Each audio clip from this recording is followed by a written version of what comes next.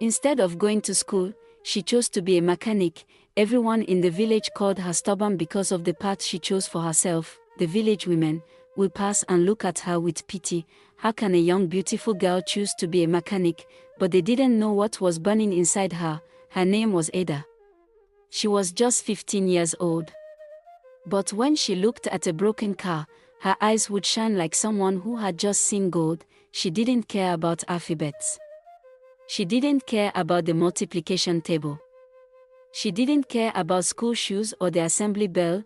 All she wanted was to learn how to fix cars, but her parents, they had already planned her future from primary school to university, to wearing a beautiful office dress and sitting inside a big office in the city and finally getting married. They wanted a doctor, they wanted an engine spanner, they wanted a certificate, they wanted grease on her hands, and that was where the fight began. You're disgracing this family, Ada. How can a girl be a mechanic? His father shouted one Monday morning, holding Ada's school bag. Look at your mates. Already in school by 8 o'clock. And you? You're here again, sitting beside that useless mechanic shed. Ada looked down. Her tiny hands were already stained with black oil. Papa. She said quietly, I want to learn this work. I want to be like Uncle Deli. That name alone made his father's face turn red. Uncle Deli. That dropout. That dirty man with torn trousers who sleeps in his workshop. Ada blinked, holding back tears. His hands may be dirty, Papa. But people come from far to fix their cars with him.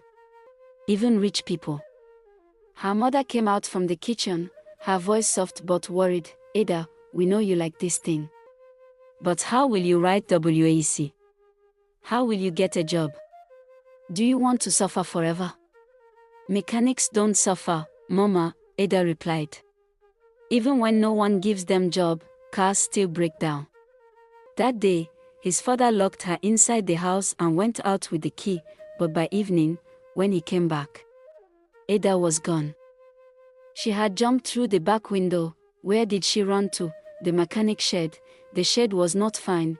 It was just a wooden shed, covered with old zinc, and surrounded by broken cars and iron parts. But to Ada, it was like paradise, and sitting in the middle of it was his either Uncle Deli, tall, black-skinned, bearded, always with a rag on his shoulder and a song on his lips.